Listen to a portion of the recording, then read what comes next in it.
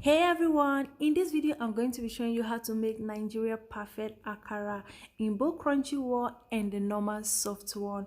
Okay guys, I pour my beans inside the water and I leave it for like 20 minutes. I'm just showing you guys, but I'm not washing it at this time because I was busy doing other things at that time. Washing beans is not really a problem for me because I'm used to it. I do akara almost once in a week, so I am used to it. So I still leave mine for like few minutes. I remove the first water and I exchange the bowl a little bit wider than the one I was using to the one I use in soaking it, so I will have more time or more space to scrub my beans. As you can see, I just do a little bit of scrubbing here.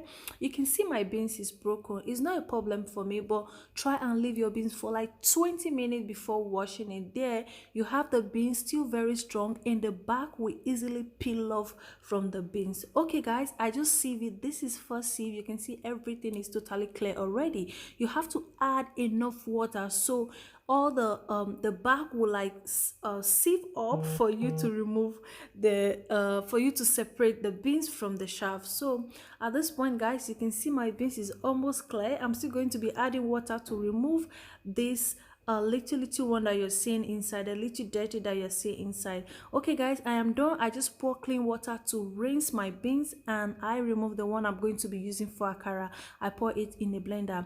I blend it halfway before I add my pepper and my onions. I'm just using one pepper because my husband do not like spicy food.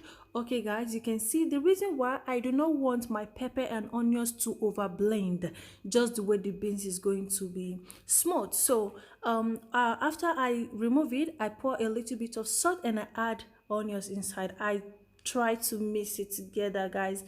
I try to add more energy at that point to mix that very beans together.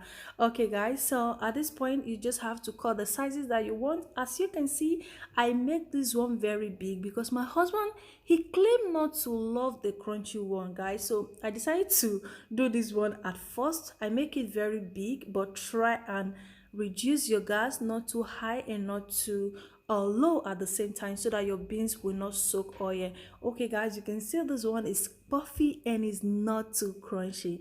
Okay, the second one I'm going to be making, everyone end up dragging that one because it's a little bit crunchy and is more, I don't know, for me it's more tastier than this one. When it's soft like this, I don't really like it too much, but when it's crunchy, that's what I love.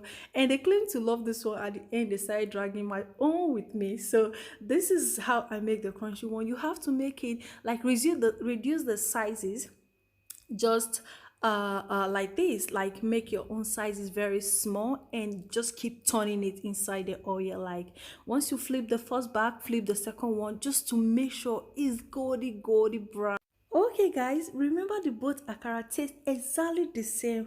The only difference is one is crunchy and the other one is soft. I don't know how you love to eat your akara.